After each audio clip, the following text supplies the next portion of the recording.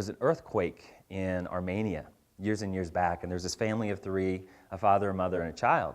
And so the child is sitting there and, with mom and dad having a good time, and they're off in a car ride, and bam, they get sideswiped by a car, and the mother dies.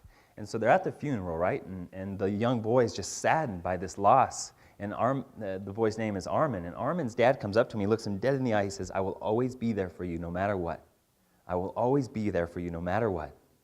And so a year goes by, and Armin's at school, and the dad's at home, and all of a sudden, this earth-shattering earthquake, 8.2 on the Richter scale, hits and just crumbles parts of this city.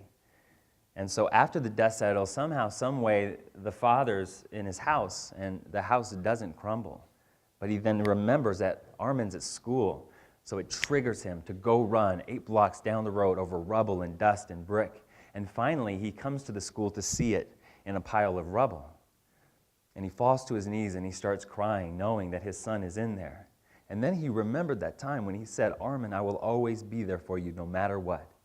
And he gets up off his knees and he starts digging and digging and digging and digging, and hours and hours and hours go by.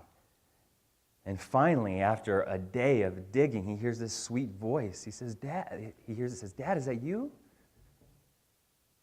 And Armin's dad said, "Armin, is that you?" He said, "Yeah, Dad, there's like 8 of us down here."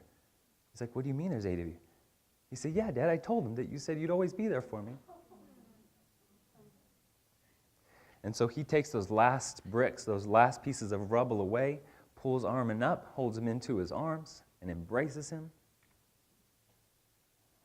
And I'm wondering, is there someone inside of you worth digging for?